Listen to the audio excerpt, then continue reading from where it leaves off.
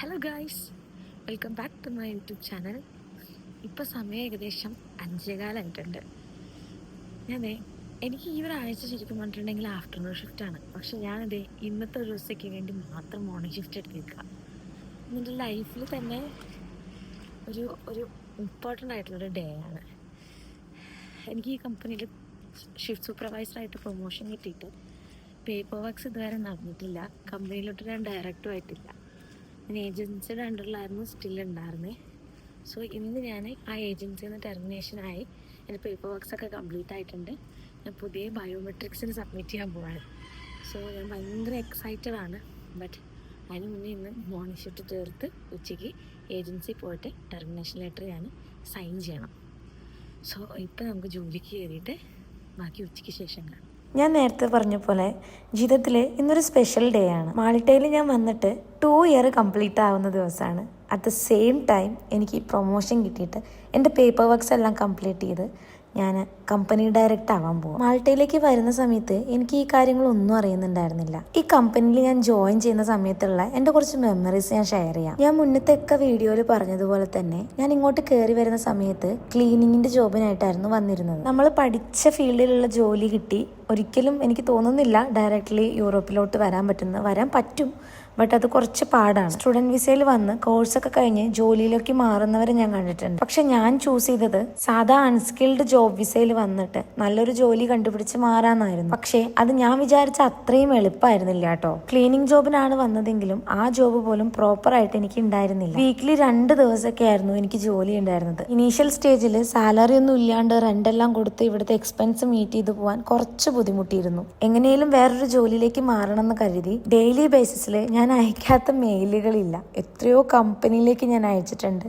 അതുപോലെയൊക്കെ തന്നെ അവിടെ നിന്ന് എനിക്ക് റിജക്ഷൻ മെയിൽ തിരിച്ചും കിട്ടിയിട്ടുണ്ട്. അങ്ങനെ സെപ്റ്റംബറിൽ വന്ന ഞാൻ എങ്ങനെയൊക്കെയോ തട്ടിമുട്ടി ഡിസംബറിലെത്തി. ഡിസംബർ ആയപ്പോൾ എനിക്കൊരു റിവേർട്ട് മെയിൽ വന്നു. ഇപ്പം ഞാൻ വർക്ക് ചെയ്യുന്ന കമ്പനിയിൽ നിന്ന്. കമ്പനിയുടെ പേര് അന്ന് അവനെറ്റ് എംബഡഡ് എന്നായിരുന്നു. ഇപ്പം റിക്രൂട്ട്മെന്റ് ഒന്നും ഇല്ല. ജനുവരി ആകുമ്പോൾ റിക്രൂട്ട്മെന്റ് സ്റ്റാർട്ട് ചെയ്യും. ആ സമയത്ത് നിങ്ങളെ കോൺടാക്ട് ചെയ്യാന്ന് പറഞ്ഞിട്ടുള്ള ഒരു റിവേർട്ട് മെയിലായിരുന്നു എനിക്ക് വന്നത്. യൂറോപ്യൻ കൺട്രീസിൽ എല്ലായിടത്തും വിന്റർ സമയത്ത് നമുക്ക് ജോലി കിട്ടാൻ കുറച്ച് പാടായിരിക്കും. കറക്റ്റ് ജനുവരി ഫസ്റ്റ് വീക്ക് കഴിഞ്ഞതും റിക്രൂട്ട്മെന്റ് സ്റ്റാർട്ട് ചെയ്തോ എന്ന് ചോദിച്ചിട്ട് ഞാനൊരു റിപ്ലൈ മെയിൽ അവർക്ക് അയച്ചു. ഒരാഴ്ച കടന്നുപോയി, 2 ആഴ്ച കടന്നുപോയി. അവരിൽ നിന്ന് ഒരു റിപ്ലൈ മെയിലും എനിക്ക് കിട്ടിയില്ല. അതോടെ ഉണ്ടായിരുന്ന ആ ഒരു കുട്ടി ഹോപ്പും എൻ്റെ കയ്യിൽ നിന്ന് പോയി. പിന്നീട് ഞാൻ ആദ്യം തൊട്ട് തന്നെ എല്ലാ കമ്പനിയിലോട്ടും മെയിൽ അയക്കാൻ തുടങ്ങി. പിന്നീട് ഫെബ്രുവരി 2024 ഫസ്റ്റ് വീക്കിൽ എനിക്ക് അവിടുന്ന് ഒരു മെയിൽ വന്നു. അത് ഇന്റർവ്യൂവിനുള്ള ഒരു ഇൻവിറ്റേഷൻ മെയിൽ ആയിരുന്നു കേട്ടോ. ഡേറ്റ് നോക്കിയപ്പോൾ നെക്സ്റ്റ് ഡേയിലേക്കാണ് അവരെന്നെ ഇൻവൈറ്റ് ചെയ്തിട്ടുണ്ടായിരുന്നത്. ആ സമയത്ത് ഞാൻ താമസിക്കുന്ന സ്ഥലത്ത് നിന്ന് ഏകദേശം ഒരു 1/2 മണിക്കൂർ വോക്കേ ഉണ്ടായിരുന്നുള്ളൂ ആ കമ്പനിയിലോട്ട്. അങ്ങനെ പിറ്റേ ദിവസം ഞാൻ ഇന്റർവ്യൂവിന് വേണ്ടി ചെന്നു. HR ആയിട്ട് സംസാരിച്ചു. കുറേ ടെസ്റ്റുകളും ഉണ്ടായിരുന്നു. Mock test, objective type questions, multiple choices, speaking, listening, അങ്ങനെ കുറേ കടമ്പകൾ ഉണ്ടായിരുന്നു കടക്കാൻ വേണ്ടിയിട്ട്. അതൊക്കെ കഴിഞ്ഞ് ലാസ്റ്റ് റൗണ്ടിൽ സീനിയർ HR-നെ മീറ്റ് ചെയ്യണമായിരുന്നു. അങ്ങനെ HR-നെ കണ്ടപ്പോഴാണ് പുള്ളി എക്സ്പ്ലെയിൻ ചെയ്തത് ഡയറക്റ്റ്ലി ഒരിക്കലും റിക്രൂട്ട്മെന്റ് ഉണ്ടാവില്ല, ഏജൻസി ത്രൂ മാത്രമായിരിക്കും എടുക്കുക എന്നുള്ളത്. ഇവരുടെ ടൈപ്പിൽ ഇൻസ്പെക്ടർ എന്ന് പറയുന്ന ഒരു ഏജൻസി ആയിരുന്നു അന്ന് റിക്രൂട്ട് ചെയ്തിട്ടുണ്ടായിരുന്നത്. ജോലി കിട്ടുകയാണെങ്കിൽ 1 വീക്കിനുള്ളിൽ നിങ്ങൾക്ക് നമ്മൾ മെയിൽ അയക്കാം. അങ്ങനെയാണെങ്കിൽ നിങ്ങൾ ഇൻസ്പെക്ടർ എന്ന് പറയുന്ന ഏജൻസിയിലോട്ടാണ് പേപ്പർ വർക്കിന് പോകണ്ടെന്ന് പറഞ്ഞു. എന്റെ മനസ്സിൽ അന്ന് ആകെ ഒരൊറ്റ കാര്യം ഉണ്ടായിരുന്നുള്ളൂ, ക്ലീനിങ് ജോബിൽ നിന്ന് എങ്ങനെയെങ്കിലും മാറിയിട്ട് പ്രോപ്പർ ആയിട്ടൊരു ജോലി കിട്ടണം. അങ്ങനെ 1 വീക്ക് കഴിഞ്ഞപ്പോൾ കമ്പനിയിൽ നിന്ന് എനിക്കൊരു മെയിൽ വന്നു, സെലക്റ്റഡ് എന്ന് പറഞ്ഞിട്ട്. മാൾട്ടയിൽ വന്ന് 6 മാസം കഴിഞ്ഞിട്ടാണ് എനിക്കൊരു ജോലി പ്രോപ്പർ ആയിട്ട് കിട്ടിയത്. അതുവരെ ഉണ്ടായിരുന്ന എൻ്റെ അവസ്ഥ എന്ന് പറഞ്ഞാൽ കുറച്ച് മോശമായിരുന്നു. ആവശ്യമില്ലാത്ത പല കാര്യങ്ങളും ചിന്തിച്ചു കൂട്ടിയും പല രാത്രിയിലും ഉറക്കമില്ലാതെ കരഞ്ഞതും അതിനൊക്കെയുള്ളൊരു റിസൾട്ടായിട്ടായിരുന്നു എനിക്ക് കമ്പനിയിൽ നിന്ന് കിട്ടിയ മെയിൽ. അങ്ങനെ 1 വീക്കിൽ തന്നെ ഞാൻ ഏജൻസി ആയിട്ട് കോൺടാക്ട് ചെയ്ത് അവിടെ ചെന്ന് എൻ്റെ പേപ്പർ വർക്ക്സ് എല്ലാം സ്റ്റാർട്ട് ചെയ്തു. പക്ഷെ അപ്പോഴും പല പ്രശ്നങ്ങളും നേരിടേണ്ടി വന്നു. ഇവിടെ ഐഡന്റിറ്റ എന്ന് പറയുന്ന ഒരു ഗവൺമെന്റ് സ്ഥാപനത്തിലാണ് നമ്മളുടെ എല്ലാവരുടെയും പേപ്പർ വർക്ക്സും കാര്യങ്ങളൊക്കെ നടന്ന് നമ്മുടെ റെസിഡൻസ് കാർഡും കാര്യങ്ങളും നമുക്ക് കിട്ടുക. പക്ഷേ എൻ്റെ പേപ്പർ സബ്മിറ്റ് ചെയ്തിട്ട് ഏകദേശം ഒരു 4 മാസം എടുത്തിട്ടും അതിൽ നിന്ന് ഒരു റിവേർട്ടും എനിക്ക് കിട്ടി. ആപ്ലിക്കേഷൻ ട്രാക്ക് ചെയ്യുമ്പോഴൊക്കെ സബ്മിറ്റഡ് എന്ന് മാത്രമുള്ള ഒരു ഓപ്ഷൻ ആയിരുന്നു കണ്ടിരുന്നത്. അവിടുന്ന് ഒരു അപ്രൂവൽ കിട്ടി. ബയോമെട്രിക്സും കഴിഞ്ഞ് ബ്ലൂ പേപ്പർ കിട്ടിയെങ്കിൽ മാത്രമാണ് നമുക്ക് കമ്പനിയിൽ വർക്ക് ചെയ്യാനുള്ള പെർമിഷൻ ഉള്ളൂ. അങ്ങനെ 5-ാം മാസത്തിൽ എനിക്ക് അപ്രൂവൽ ലെറ്റർ വന്നു. ഞാൻ ബയോമെട്രിക്സ് കഴിഞ്ഞ് ബ്ലൂ പേപ്പർ പേപ്പറുമായിട്ട് കമ്പനിയിൽ ആദ്യമായിട്ട് ജോലിക്ക് കയറി. അന്ന് ഇന്റർവ്യൂവിന്റെ സമയത്ത് HR എന്നോട് പറഞ്ഞിരുന്നത് ഒരു 6 മാസം വരെയൊക്കെ ആയിരിക്കും ഏജൻസിയുടെ അണ്ടറിൽ ഉണ്ടാവുക, അത് കഴിഞ്ഞാൽ ഡയറക്റ്റ് എടുക്കാന്നായിരുന്നു. പക്ഷേ എൻ്റെ അപ്രൂവൽ ലെറ്റർ ഒക്കെ കിട്ടിയിട്ട് ജോലിക്ക് കയറുന്ന ആ ഒരു പീരീഡ് ഓഫ് ടൈമിൽ തന്നെ എൻ്റെ കമ്പനിയിൽ ചെറിയ എക്കണോമിക് ഇഷ്യൂസ് ഒക്കെ ഉണ്ടായിട്ട് വർക്കും കാര്യങ്ങളൊക്കെ കുറഞ്ഞിരുന്നു. അതുകൊണ്ട് തന്നെ ഏജൻസിയിലുള്ള ആരും ഇനി ഡയറക്റ്റ് എടുക്കുന്നില്ല എന്നൊരു തീരുമാനത്തിലേക്ക് കമ്പനി എത്തിയിരുന്നു. നമ്മളൊരു ഏജൻസിയിലും കമ്പനിയുടെ അണ്ടറിലും വർക്ക് ചെയ്യുന്നതിന് നല്ല വ്യത്യാസം ഉണ്ട് കേട്ടോ. ഫോർ എക്സാമ്പിൾ, നമുക്ക് കിട്ടേണ്ട ഒരുപാട് ബെനിഫിറ്റ്സ് നമുക്ക് കിട്ടത്തില്ല. കമ്പനി ചിലപ്പോൾ പരവർ നമുക്ക് 8 യൂറോ പേ ചെയ്യുന്നുണ്ടെങ്കിൽ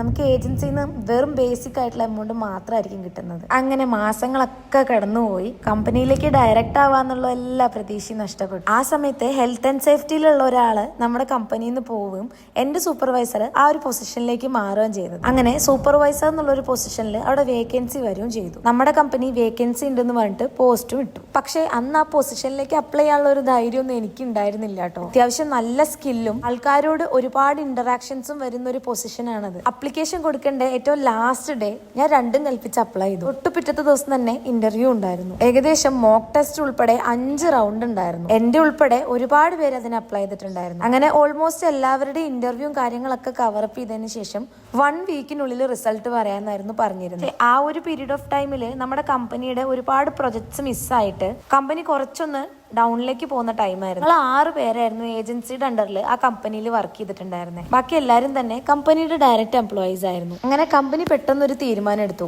ഏജൻസിയുടെ അണ്ടറിലുള്ള എല്ലാവരെയും തന്നെ പറഞ്ഞു വിടാൻ വേണ്ടിയിട്ട്. ഭാഗ്യം എന്നൊക്കെ പറയുന്നത് പോലെ ഞാൻ അന്ന് അപ്ലൈ ചെയ്തിരുന്ന ആ പൊസിഷന്റെ റിസൾട്ട് വന്നു. കമ്പനി ഹെഡ് എന്നെ വിളിച്ചിട്ട് പറഞ്ഞു, welcome to Avnet Embedded as a shift supervisor of testing department. കിളി പാറാന്നൊക്കെ കേട്ടിട്ടേ ഉള്ളൂ. ബട്ട് ആ ടൈമില് ആ ഒരു മൊമെന്റിൽ എനിക്ക് എന്ത് ചെയ്യണമെന്ന് ഒരു പിടുത്തം ഉണ്ടായിരുന്നില്ല. അറ്റ് ദ സെയിം ടൈമിൽ ആ ഒരു പൊസിഷനിലേക്ക് കയറി കഴിഞ്ഞാൽ വരുന്ന റെസ്പോൺസിബിലിറ്റിനെ കുറിച്ച് ആലോചിച്ച് നല്ല ടെൻഷനും ഉണ്ടായിരുന്നു. അങ്ങനെ ആ കമ്പനിയിൽ കയറി ഏകദേശം ഒരു 9 മാസത്തിനുള്ളിൽ തന്നെ എനിക്കൊരു പ്രൊമോഷനുമായി ഞാൻ ഏജൻസിയിൽ നിന്നും മാറിയിട്ട് ഇനി കമ്പനിയിലേക്ക് ഡയറക്റ്റും ആവും. അവിടെ ഒന്നും തീർന്നില്ല, നമ്മുടെ കമ്പനിയിൽ വേറൊരു പ്രശ്നവും കൂടെ വന്നു. നമ്മുടെ കമ്പനിയുടെ ഹെഡ് ഓഫീസ് US-ലും ജർമ്മനിയിലുമാണ് വരുന്നത്. ഇങ്ങനൊരു എക്കണോമിക് പ്രശ്നം ഉള്ളത് കൊണ്ട് തന്നെ അവിടെയുള്ള 2-3 കമ്പനികളും കൂടെ ക്ലബ് ചെയ്ത് നമ്മുടെ കമ്പനി ട്രയാ ടെക്നോളജീസ് ആയിട്ട് മാറാൻ പോകും. സോ കമ്പനിയുടെ നെയിമും കാര്യങ്ങളൊക്കെ ചേഞ്ച് ചെയ്യുന്ന ആ ഒരു പ്രോസസ്സ് നടക്കുന്നത് കൊണ്ട് എന്നെ തൽക്കാലത്തേക്ക് ഏജൻസിയിൽ നിന്ന് ഡയറക്റ്റ് കമ്പനിയിലോട്ട് ആക്കാൻ പറ്റില്ല എന്നാണ് HR പറഞ്ഞത്. അവനെറ്റ് എംബഡഡ് എന്നുള്ള പേരിന്ന് പോവുകയും ചെയ്തു, എന്നാൽ ട്രയാ ടെക്നോളജീസ് ആയിട്ടുമില്ല. വേറൊരു പ്രശ്നം എന്താന്ന് വെച്ചിട്ടുണ്ടെങ്കിൽ നമുക്കിവിടെ കിട്ടുന്ന കാർഡ് 1 ഇയറിലേക്കാണ്. എന്റെ കാർഡ് ഏകദേശം എക്സ്പയർ ആവാനും ആയിട്ടുണ്ടായിരുന്നു. അങ്ങനെ HR ഏജൻസിയുമായിട്ട് കോൺടാക്ട് ചെയ്തിട്ട് പറഞ്ഞു, ഇപ്പൊ തൽക്കാലം അവരുടെ കൂടെ തന്നെ റിന്യൂ ചെയ്തതിന് ശേഷം കാർഡ് കിട്ടി ആ ഒരു ടൈമിൽ തന്നെ അവനെറ്റ് എംബഡഡ് എന്നുള്ള പേര് മാറി ട്രയ ആവുമ്പോഴത്തേനും നിന്നെ ഡയറക്റ്റ് എടുത്തോളാം. അങ്ങനെ വീണ്ടും ഞാൻ ഏജൻസിയുടെ അണ്ടറിൽ തന്നെ കാർഡ് റിന്യൂ ചെയ്ത് എനിക്ക് കാർഡും കാര്യങ്ങളൊക്കെ ഒരു 2 മാസത്തിനുള്ളിൽ കിട്ടി. അപ്പോഴേക്കും അവനെറ്റ് എംബഡഡ് എന്നുള്ള പേരൊക്കെ മാറി കംപ്ലീറ്റ്ലി ട്രയ ടെക്നോളജീസിലേക്ക് എത്തി. എനിക്ക് കാർഡ് കിട്ടിയതിന്റെ പിറ്റേന്ന് തന്നെ എന്റെ കമ്പനിയിൽ നിന്ന് HR എനിക്ക് കമ്പനി ഡയറക്റ്റ് ആയിട്ടുള്ള ആപ്ലിക്കേഷനും കാര്യങ്ങളും സബ്മിറ്റ് ചെയ്തു. ഏകദേശം ഒരു 1 മാസം എടുത്ത് എനിക്ക് അപ്രൂവലും കാര്യങ്ങളും വന്നു. ഇനിയിപ്പോ ഏജൻസിയിൽ പോയിട്ട് അവിടുത്തെ കാർഡും കാര്യങ്ങളും ടെർമിനേറ്റ് ചെയ്ത് എന്റെ പുതിയ കാർഡിനുള്ള ബയോമെട്രിക്സിന് എനിക്ക് ഡേറ്റ് എടുക്കണം. അങ്ങനെ ടെർമിനേഷൻ ലെറ്റർ കിട്ടി. ഒരു പേപ്പറിനാണ് നമ്മൾക്ക് നടന്നത്. അറ്റ് ലാസ്റ്റ് സാധനം കിട്ടി. Change in employer from temping to direct employer. Termination reason അതാ കൊടുത്തേക്കണം. So I am going to become a direct employee of Traya and I am very happy for that really. അപ്പോൾ ഇതിൻ്റെ ബാക്കി details ഞാൻ ഒന്നെങ്കിൽ വീട്ടിൽ ചെന്നിട്ട് പറയാം. നാളെയാണ് നമുക്ക് ബയോമെട്രിക്കിൻ്റെ ഡേറ്റ്. സോ പോയിട്ട് ഈ ലെറ്ററും പിന്നെ കുറച്ച് പേപ്പേഴ്സ് കാര്യങ്ങളൊക്കെ കൂടെ ശരിയാക്കാനുണ്ട്. അതും നമ്മുടെ പാസ്പോർട്ടും കാര്യങ്ങളൊക്കെ ആയിട്ട് നാളെയാണ് നമുക്ക് പോകേണ്ടത്. അപ്പോൾ ഇതിൻ്റെ ഡീറ്റെയിലിംഗ് ആയിട്ടുള്ള കാര്യങ്ങളെല്ലാം ഞാൻ പറയാം കേട്ടോ. ഹലോ ഗായ്സ്, സോ ഇന്നലെ നമ്മൾ ടെർമിനേഷൻ ലെറ്റർ വാങ്ങാൻ വേണ്ടിയിട്ട് ഏജൻസിയിൽ പോയിട്ടുണ്ടായിരുന്നു. സോ ഇതാണ് ആ പേപ്പർ വരുന്നത്. ഇത് ജസ്റ്റ് അതായത് നമ്മളിപ്പോൾ ഒരു കമ്പനി ഇവിടെ മാറുകയാണെങ്കിൽ, മാൾട്ടയിൽ നമ്മളൊരു കമ്പനി മാറുകയാണെങ്കിൽ അവർ നമ്മളെ ടെർമിനേറ്റ് ചെയ്തെങ്കിൽ മാത്രമാണ് നമുക്ക് വേറൊരു കമ്പനിയിലോട്ട് കയറാൻ പറ്റുള്ളൂ. സോ നമ്മളിപ്പോൾ ഇന്നാണ് അപ്പോയിൻമെൻറ്റ് എടുത്തിട്ടുള്ളത്. അപ്പം ഞാൻ ഒരു സേഫ്റ്റിക്ക് വേണ്ടിയിട്ട് എനിക്ക് സേഫ്റ്റിയുടെ ആവശ്യമില്ല, കാരണം ഓൾറെഡി ഏജൻസി ത്രൂ ഞാനൊരു കമ്പനിയിൽ തന്നെയാണ് വർക്ക് ചെയ്യുന്നത്. ഇനിയിപ്പോൾ ആ കമ്പനിയിലോട്ട് തന്നെയാണ് ഡയറക്റ്റ് ആവാൻ പോകുന്നത്. സോ കമ്പനി ഏജൻസി തമ്മിലൊരു ടൈപ്പ് ഉണ്ട് ഓൾറെഡി, എന്നെ ഇങ്ങോട്ട് ഡയറക്റ്റ് എടുക്കുകയാണെന്നുള്ളതും. സോ അവരുടെ ഭാഗത്തുനിന്ന് യാതൊരു വക പ്രശ്നങ്ങളും ഉണ്ടാവില്ല. ഞാൻ ഡയറക്റ്റ് വരുന്നത് കൊണ്ടോ അങ്ങനത്തെ ഒരു പ്രശ്നങ്ങളില്ല. എന്നാലും എൻ്റെ ഒരു സേഫ്റ്റിക്ക് വേണ്ടിയിട്ട് ഞാൻ വിത്തൗട്ട് ടെർമിനേഷൻ ആയിരുന്നു എൻ്റെ എംപ്ലോയർ ചേഞ്ചിൻ്റെ ഡീറ്റെയിൽസും കാര്യങ്ങളൊക്കെ വെച്ചിരുന്നു. ഇപ്പം ഞാൻ ഇങ്ങനെയൊക്കെ പറയുന്ന സമയത്ത് നിങ്ങൾക്ക് കുറേ കൺഫ്യൂഷൻസ് ഉണ്ടാവും. അതായത് ഇങ്ങോട്ട് വരാനിരിക്കുന്നവർക്കാണെങ്കിലും ഇപ്പോൾ ഇവിടെ ഉള്ളവർക്കാണെങ്കിലും ഒക്കെ ഒരുപാട് കൺഫ്യൂഷൻസ് ഉണ്ടാവും. ഞാൻ ജസ്റ്റ് ഷോർട്ടായിട്ട് കാര്യങ്ങളൊന്ന് പറയാം. സോ 2023 സെപ്റ്റംബറിലാണ് ഞാൻ മാൾട്ടയിലേക്ക് വരുന്നത്. ഒരു മിനിറ്റ്.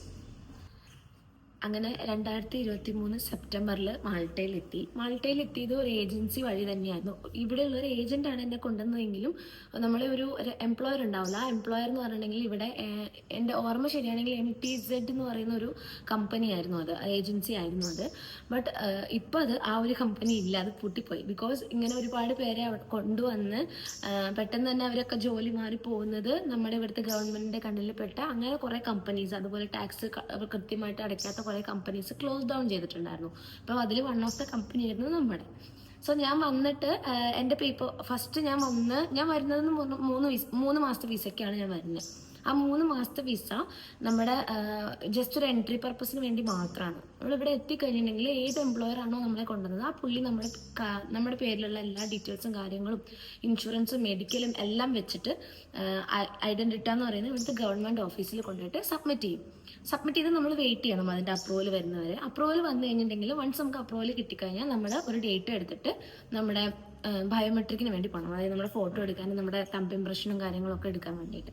അങ്ങനെ എടുത്തു കഴിയുമ്പോൾ കിട്ടുന്ന ഒരു കാർഡാണ് ഇത്, ഇങ്ങനത്തെ ഒരു കാർഡ്. ഈ കാർഡിലായിരിക്കും നമ്മളുണ്ടാവും. പക്ഷെ ഈ കാർഡ് ഒരിക്കലും നമ്മുടെ പേരുണ്ടാവുന്നില്ല. ബട്ട് നമ്മുടെ പേരിലല്ല ഈ കാർഡ് കിട്ടുന്നത്. നമ്മൾ ഏത് കമ്പനിയിലാണോ വർക്ക് ചെയ്യുന്നത് കമ്പനിയുടെ അണ്ടറിൽ നമ്മുടെ പേരിലായിരിക്കും ഉണ്ടാവുക. സോ ആ കമ്പനി നമ്മളെ എപ്പോഴെങ്കിലും ടെർമിനേറ്റ് ചെയ്യുക അല്ലെങ്കിൽ പറഞ്ഞു വിടാം, പെട്ടെന്ന് നമ്മളോട് പറയാണ്ട് ചെയ്യുകയാണെന്നുണ്ടെങ്കിൽ നമുക്ക് പിന്നെ ഇവിടെ നിൽക്കാൻ പറ്റില്ല. ഇത് ക്യാൻസൽ ആവും. ഇതാണ് റെസിഡൻസ് പെർമിറ്റ്. അപ്പോൾ ഇത് ക്യാൻസൽ ആയി കഴിഞ്ഞാൽ നമുക്ക് ഇവിടെ നിൽക്കാൻ പറ്റില്ല. സോ ഞാൻ വന്ന സമയത്ത് ആ കമ്പനിയുടെ ഇതിൽ ക്ലീനർ എന്ന് പറയുന്ന ഒരു കാർഡായിരുന്നു എനിക്ക് കിട്ടിയിട്ടുണ്ടായിരുന്നത്. എന്നിട്ട് അതിന്ന് ഞാൻ സ്വന്തമായിട്ട് കണ്ടുപിടിച്ച ഒരു കമ്പനിയാണ് ഈ അവനെ ചെമ്പടൻ എന്ന് പറയുന്നത്.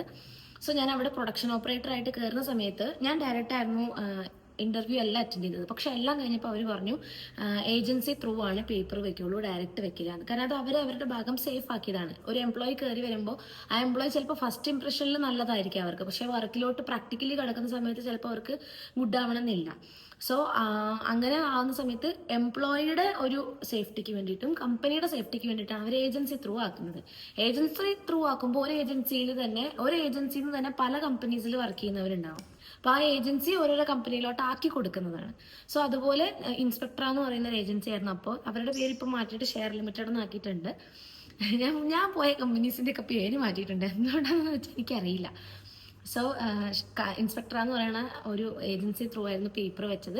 അപ്പോൾ എനിക്ക് സാലറി ഒക്കെ തരുന്നത് കമ്പനി ഇൻസ്പെക്ടർക്ക് പേ ചെയ്യും, ഇൻസ്പെക്ടർ എനിക്ക് പേ ചെയ്യും. അങ്ങനെയായിരുന്നു എനിക്ക് തോന്നുന്നത്. ഞാൻ വന്ന സമയത്ത് എനിക്ക് പ്രൊഡക്ഷൻ ഓപ്പറേറ്റർ ആയിരുന്നപ്പോൾ എനിക്ക് 7 പെർ അവർ എനിക്ക് €7, €7.34 അങ്ങനെ എന്തോ ആയിരുന്നു ഉണ്ടായിരുന്നത്. പക്ഷേ ഏജൻസി അതെല്ലാം പിടിച്ചിട്ട് അവരെനിക്ക് ബേസിക് എമൗണ്ട് തന്നിട്ടുണ്ടായിരുന്നത്. അതായത് 5.54 ബേസിക്, അത് ഇവിടുത്തെ ബേസിക് ആയിട്ടുള്ള സാലറിയാണ്. അതായിരുന്നു തന്നുകൊണ്ടിരുന്നുണ്ടായിരുന്നത്. അതാണ് ഏജൻസിയിൽ നമ്മൾ വർക്ക് ചെയ്യുമ്പോൾ ഒരു ബുദ്ധിമുട്ട് എന്ന് പറയുന്നത്. പിന്നെ മുഴുവൻ എനിക്ക് എൻ്റെ ആദ്യം എനിക്ക് ക്ലീനറുടെ എങ്ങനെയെങ്കിലും മാറ്റി നല്ലൊരു ജോലി കിട്ടണമെന്നായിരുന്നു. പിന്നീട് എനിക്ക് ഫുൾ എൻ്റെ മനസ്സിലുണ്ടായിരുന്നു പറഞ്ഞിട്ടുണ്ടെങ്കിൽ ഇപ്പം ജോലിയായി, ബട്ട് എനിക്ക് ഏജൻസിയുടെ അണ്ടറിൽ നിന്ന് അത് മാറണം എന്നായിരുന്നു. അതായത് ഏതെങ്കിലും ഒരു കമ്പനിയിൽ ഡയറക്റ്റ് എംപ്ലോയി ആവണമെന്നായിരുന്നു. ബട്ട് അതൊരിക്കലും എൻ്റെ കമ്പനിയിൽ നിന്ന് കിട്ടുന്നത് ഞാൻ ഒരിക്കലും പ്രതീക്ഷിച്ചിട്ടില്ല. പിന്നെ എൻ്റെ കമ്പനിയിൽ ഇതുപോലൊരു അതായത് എൻ്റെ തൊട്ട് ഹെഡിൻ്റെ ഇപ്പം ഞാൻ റിപ്പോർട്ട് ചെയ്തത് ഒരു സൂപ്പർവൈസറിനായിരിക്കും, ആ പുള്ളിയുടെ ഷിഫ്റ്റ് സൂപ്പർവൈസറിനായിരിക്കും. ആ പുള്ളിയുടെ വേക്കൻസി പറയണം ഇതുപോലെ വന്നപ്പോൾ ആ പുള്ളി വേറെ ഇതിലോട്ട്, അതായത് എൻ്റെ ഹെഡായിട്ടുണ്ടായിരുന്ന പുള്ളി ഫയർ ആൻഡ് സേഫ്റ്റീൻ്റെ ഇതിലേക്ക് പ്രൊമോഷനായി പോയപ്പോൾ അവിടെ ഒരു വേക്കൻസി വരും. ഇന്റേണലി അവർ അപ്ലൈ ചെയ്യാൻ പറഞ്ഞു. ഔട്ടർ സൈഡിൽ നിന്നും വന്നിട്ടുണ്ടായിരുന്നു. ഔട്ട് സൈഡിൽ നിന്ന് ഒരുപാട് അപ്ലിക്കേഷൻസ് വന്നിരുന്നു. അതിൽ നിന്ന് ഷോർട്ട് ലിസ്റ്റ് ചെയ്ത് ഒരുപാട് റൗണ്ട്സും കാര്യങ്ങളും HR സെക്ഷനായിട്ടും കമ്പനിയുടെ ഹെഡായിട്ടും ഒക്കെ ഉണ്ടായിരുന്നു. അതിൻ്റെ ഒരു വീഡിയോ ഞാൻ തനിയെ ചെയ്യാൻ എടുത്ത ബുദ്ധിമുട്ടുകൾ എന്തൊക്കെയാണെന്നുള്ളത്.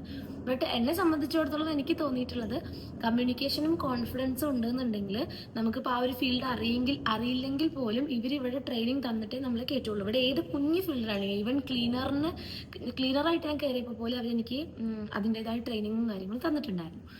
സോ അങ്ങനെ കയറി ആ ഒരു വേക്കൻസി എനിക്ക് കിട്ടിയപ്പോൾ കമ്പനി തന്നെ പറഞ്ഞു ഇതൊരിക്കലും ഏജൻസിയുടെ അണ്ടറിൽ വരാൻ പറ്റുന്ന ഒരു വേക്കൻസി അല്ല, ഒരു പൊസിഷൻ അല്ല, കമ്പനി ഡയറക്റ്റ് ആണ് എടുക്കുന്നതെന്ന് പറഞ്ഞു.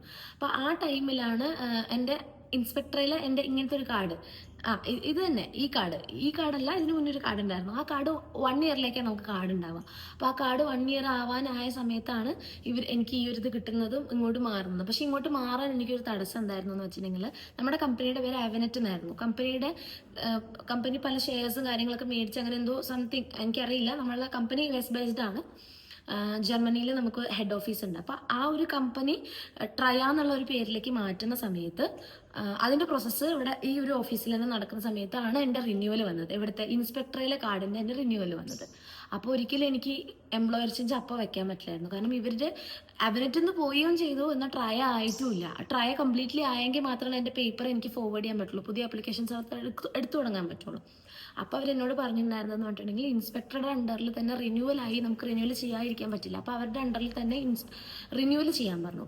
അങ്ങനെ റിന്യൂ ചെയ്ത കിട്ടിയ കാർഡാണിത്. ഇതിൽ സത്യം പറഞ്ഞിട്ടുണ്ടെങ്കിൽ ലേബർ എന്ന് മാത്രമേ എന്നെ മെൻഷൻ ചെയ്തിട്ടുള്ളൂ. എൻ്റെ പേരിലാണ്, ബട്ട് ഇതുപോലെ ഷെയർ ലിമിറ്റ്, അതായത് ഇൻസ്പെക്ടറുടെ അണ്ടറിലാണ് ഈ കാർഡ് കിട്ടുന്നത്, പെർമിറ്റ് റെസിഡൻസി.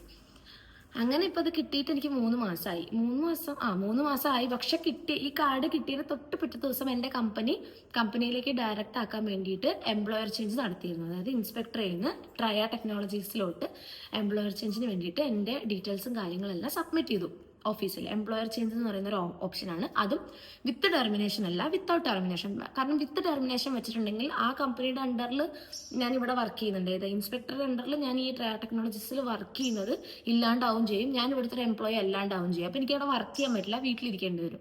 സോ അത് പറ്റത്തുമില്ലല്ലോ. അപ്പോൾ വിത്തൗട്ട് ടെർമിനേഷനിൽ, അതായത് അവിടുന്ന് ടെർമിനേറ്റ് ചെയ്യാണ്ട് ഞാൻ അവരുടെ അണ്ടറിൽ തന്നെ വർക്ക് ചെയ്ത് ഇവിടുന്ന് പേപ്പർ മൂവ് ചെയ്തു. കഴിഞ്ഞ ദിവസം ഒരു 1 വീക്ക് മുന്നെയാണ് എനിക്ക് അതിൻ്റെ അപ്രൂവൽ വന്നത്, ആയി എന്ന് പറഞ്ഞിട്ട്. അപ്പോൾ തന്നെ കമ്പനി ഇൻസ്പെക്ടറിനെ വിളിച്ച് ഇൻഫോം ചെയ്തു, ഇനി നിങ്ങൾക്ക് ടെർമിനേറ്റ് ചെയ്യാമെന്നുള്ളത്. പക്ഷേ ഞാൻ ഡേറ്റ് എത്രയും പെട്ടെന്നുള്ള ദിവസത്തെ ഡേറ്റ് നോക്കിയപ്പോൾ എനിക്ക് ഇന്നത്തെ ഡേറ്റാണ് കിട്ടിയത്. ഞാനത് HR പറയും, ബയോമെട്രിക്കിനുള്ളത്. അപ്പോൾ HR പറയും ചെയ്തപ്പോൾ HR പറഞ്ഞു, ഓക്കെ ഇന്നലത്തെ ഡേറ്റിന് അപ്പോൾ ടെർമിനേഷൻ മേടിച്ചു തരാമെന്ന് പറഞ്ഞിട്ട് ഇൻസ്പെക്ടറായിട്ട് കോൺടാക്ട് ചെയ്ത് അങ്ങനെയാണ് നമ്മൾ ഇന്നലെ ഇൻസ്പെക്ടറെ പോയിട്ട് ഈ ഒരു പേപ്പർ മേടിച്ചത്. ഇതാണ് ടെർമിനേഷൻ എന്ന് പറയുന്നത്. ടെർമിനേഷൻ കിട്ടുന്നതെന്ന് പറഞ്ഞിട്ടുണ്ടെങ്കിൽ ഇവിടെ തന്നെ ജോബ് പ്ലസ്, അതായത് നമ്മുടെ എംപ്ലോയീസിൻ്റെ കാര്യങ്ങളൊക്കെ കറക്റ്റായിട്ട് ഡോക്യുമെന്റ് ചെയ്യുന്ന ഒരു ഏജൻസിയാണോ എന്താണെന്ന് എനിക്കറിയില്ല. അങ്ങനെ ഒരു സംഭവമാണത്. അതായത് ഗവൺമെന്റിന്റെ അണ്ടറിൽ തന്നെ പ്രവർത്തിക്കുന്ന ഒരു സംഭവമാണ്. സോ അവരാണ് നമുക്ക് അവിടുന്ന് ടെർമിനേഷൻ തരിക. അവർ ഈ കമ്പനിയിൽ നിന്ന് നമ്മളെ ടെർമിനേറ്റ് ചെയ്തു എന്നുള്ളൊരു ലെറ്ററാണ്. സോ ഇന്ന് നമുക്ക് ബയോമെട്രിക്കിന് പോകുന്ന സമയത്ത് പഴയ ഇൻസ്പെക്ടറുടെ പേരിലുള്ള ഈ കാർഡും പ്ലസ് നമ്മുടെ പാസ്പോർട്ടും പ്ലസ് ഈ ഒരു പേപ്പർ, അതായത് ഈ ടെർമിനേഷൻ ആയി എന്നുള്ള ഈ പേപ്പറും കൂടെ കൊണ്ട് സബ്മിറ്റ് ചെയ്തിട്ട്, അപ്പം ഈ കാർഡ് പിന്നെ ഇൻവാലിഡാണ്. ബട്ട് നമുക്ക് ഇവിടെ നിൽക്കാം, ബിക്കോസ് നമുക്ക് ഒരു ബ്ലൂ പേപ്പർ എന്ന് പറഞ്ഞിട്ടൊരു സംഭവം തരും. ഞാൻ എന്തായാലും അവിടെ ചെന്നിട്ട് ആ പേപ്പർ കിട്ടിയതിന് ശേഷം ഞാൻ എന്തായാലും അതിന് ബാക്കി ഡീറ്റെയിൽസും കാര്യങ്ങളൊക്കെ പറയാം കേട്ടോ. ആ ബ്ലൂ പേപ്പർ കിട്ടിക്കഴിഞ്ഞിട്ടുണ്ടെങ്കിൽ എനിക്ക് പക്ഷേ ആ ബ്ലൂ പേപ്പർ വെച്ചിട്ട് ഒരിക്കലും ഇവിടുന്ന് പുറത്തോട്ട് പോകാൻ പറ്റത്തില്ല. ഐ മീൻ റീഎൻട്രിക്ക് ഒരിക്കലും പറ്റില്ല എന്ന് അതിൽ വ്യക്തമായിട്ട് എഴുതിയിട്ടുണ്ട്. ആ പേപ്പർ വെച്ച് എനിക്ക് വർക്ക് ചെയ്യാം. സോ ഞാൻ ഡയറക്റ്റ് എംപ്ലോയി ആയിട്ട് ട്രയ ടെക്നോളജീസിൽ വർക്ക് ചെയ്ത് തുടങ്ങും. ഷിഫ്റ്റ് സൂപ്പർവൈസറായിട്ട് എൻ്റെ പൊസിഷൻ അത് തന്നെയായിരിക്കും. ഈ ഒരു ജേർണിയിലേക്ക് എത്താന്ന് പറഞ്ഞിട്ടുണ്ടെങ്കിൽ വളരെ ബുദ്ധിമുട്ടായിരുന്നു. ടു ബി ഹോണസ്റ്റ് ഞാൻ പറയാം, നല്ല പോലെ സ്ട്രഗിൾസും കാര്യങ്ങളും ഉണ്ടായിരുന്നു. എല്ലാവർക്കും ഉണ്ട്, ബട്ട് നല്ല പോലെ സ്ട്രഗിൾസും കാര്യങ്ങളും എല്ലാം കഴിഞ്ഞിട്ട് ഇപ്പോൾ ഇവിടെ വന്ന് നിൽക്കുമ്പോൾ, അല്ലെങ്കിൽ ഇന്നിപ്പോൾ ബയോമെട്രിക്കിന് പോകുമ്പോൾ ഒരുപാട് സന്തോഷമുണ്ട്. ഒരുപാട് സന്തോഷം എന്ന് പറഞ്ഞാൽ ഒരുപാട് സന്തോഷം. ഒരിക്കലും ഞാൻ പുറത്തൊരു രാജ്യത്തിലേക്ക് ആഗ്രഹിച്ച് വന്നിട്ടുള്ള ഒരാളെ അല്ല, ഞാൻ ആഗ്രഹിക്കാണ്ട് വന്ന ഒരാളാണ്. എൻ്റെ ഡിവോഴ്സ് കഴിഞ്ഞ സമയത്ത് എനിക്കൊരു മാറ്റം വേണം എന്ന്. ഡിവോഴ്സ് കഴിഞ്ഞെന്ന് പറഞ്ഞിട്ടുണ്ടെങ്കിൽ അതിനു മുന്നേ എൻ്റെ പേപ്പറും കാര്യങ്ങളും ആ ഒരു ഇതൊന്നും സറൗണ്ടിങ്സ് ഒന്നും മാറി നിൽക്കണം എന്നുള്ള ഒറ്റ മൈൻഡ് കൊണ്ടായിരുന്നു ഞാൻ അപ്ലൈ ചെയ്തിരുന്നത്. അന്ന് എന്നെ സഹായിച്ചിരുന്നവരെയൊക്കെ എനിക്കിപ്പോൾ എൻ്റെ മനസ്സിലേക്ക് ഓർമ്മ വരുന്നുണ്ട്. അത് എൻ്റെ ഒരു ഫ്രണ്ട് അശ്വതി ഉണ്ട്. എനിക്കത് ആ ഒരു നെയിമൊന്നും പറയാതിരിക്കാൻ പറ്റില്ല, ബട്ട് ഫോർ സം റീസൺസ് നമ്മളങ്ങനെ ഇപ്പോൾ ഒരു കോണ്ടാക്റ്റിലില്ല. പുള്ളിക്കാരി, അതുപോലെ വിഷ്ണുവായിട്ട്, പുള്ളിയാണ് എന്നെ അവിടെ കൊണ്ടുവന്നത്. എനിക്ക് കാർഡുകൾ കാര്യങ്ങൾ ഇപ്പോഴും എനിക്ക് എന്തെങ്കിലും ഒരു ആവശ്യം ഉണ്ടെങ്കിൽ ഞാൻ പുള്ളീനെയാണ് ആദ്യം കോണ്ടാക്ട് ചെയ്താൽ എന്തെങ്കിലും ഒരു സൊല്യൂഷൻ എനിക്ക് പറഞ്ഞു തരാറുണ്ട്. ബാക്കി ഏജൻസ് കാണിക്കുന്നത് പോലുള്ള ഒരു ചെറ്റത്തരം അല്ലെങ്കിൽ അങ്ങനത്തെ ഒരു ബുദ്ധിമുട്ട് നമ്മളിവിടെ കാണിച്ചിട്ടില്ല. റൂമിൻ്റെ കാര്യത്തിലാണെങ്കിലും എനിക്ക് ഒരുപാട് അനുഭവിക്കേണ്ടി വന്നിട്ടുണ്ട്. അപ്പം അങ്ങനത്തെ ഒരു സംഭവം ഒന്നും എനിക്ക് ഈ വിഷ്ണുവിൻ്റെ നിന്നോ, അല്ലെങ്കിൽ പുള്ളി എനിക്ക് കംപ്ലീറ്റ്ലി സപ്പോർട്ടായിരുന്നു എല്ലാത്തിനും. പുതിയൊരു ജോലി കിട്ടിയപ്പോൾ ഞാൻ പുള്ളിയുടെ അടുത്താണ് ആദ്യം പറഞ്ഞത്. അപ്പോൾ എൻ്റെ അടുത്ത് പറഞ്ഞത് ഏജൻസിയാണ്, നീ അതിനനുസരിച്ച് വേറെ. എൻ്റെ അടുത്ത് കമ്പനി പറഞ്ഞിരുന്നത് ഏജൻസി വഴി കയറിയാലും 3 മാസത്തിനുള്ളിൽ ഡയറക്റ്റ് ആക്കാമെന്നായിരുന്നു. പക്ഷെ ആ സമയത്താണ് ഈ കമ്പനിയുടെ നെയിം ചേഞ്ചിങ് ഒക്കെ ഉള്ളതുകൊണ്ട് അങ്ങനെ പ്രശ്നമായിട്ടാണ് 1 വർഷം പോലെ നീണ്ടുപോയത്. ഇപ്പോൾ ഞാൻ ബയോമെട്രിക്കിന് പോവുകയാണ്. സോ ഈ കാർഡ് ടെർമിനേറ്റ് ചെയ്ത് എനിക്ക് പുതിയ ബ്ലൂ പേപ്പർ കിട്ടും. ബ്ലൂ പേപ്പർ കിട്ടി ഏകദേശം നമ്മൾ വെയിറ്റ് ചെയ്യണം. നമുക്കൊരു ലെറ്റർ നമുക്ക് പോസ്റ്റലായിട്ട് വന്ന് ആ ലെറ്ററും ബ്ലൂ പേപ്പറും കൊണ്ട് ചെന്നാലേ നമുക്ക് കാർഡ് കിട്ടുള്ളൂ. അതിനൊക്കെ എത്ര ടൈം എടുക്കുന്നൊന്നും എനിക്കറിയില്ല. സോ ഭയങ്കര ഹാപ്പിയാണ്. എനിക്കെന്താ പറയേണ്ടതൊന്നും അറിയില്ല, ഭയങ്കര ഹാപ്പിയാണ്. ഇപ്പം നിങ്ങൾ കേട്ട ആ ഒരു ബെല്ലെന്ന് പറഞ്ഞിട്ടുണ്ടെങ്കിൽ എനിക്ക് ഇതിൻ്റെ ഇടയിൽ കൂടെ ഒരു ഡാൻസ് ക്ലാസ് ഉണ്ട്. സോ ആ ക്ലാസ്സും കൂടെ കഴിഞ്ഞിട്ട് വേണം എനിക്ക് ബയോമെട്രിക്കിന് പോകാൻ വേണ്ടിയിട്ട്. സോ ക്ലാസ്സിൻ്റെ ജസ്റ്റ് ഒരു വിഷ്വൽസ് എന്തെങ്കിലും ഞാനിവിടെ ഇടാം കേട്ടോ. ഞാനിവിടെ ഒരു ഡാൻസ് ക്ലാസ് റൺ ചെയ്യുന്നുണ്ട്, ഇപ്പോൾ ഓൾറെഡി പ്രീവിയസ് വീഡിയോസിലൊക്കെ പറഞ്ഞതുപോലെ. സോ ഞാൻ ജസ്റ്റ് ഒരു ക്ലിപ്പ് ഇവിടെ ഇടാം.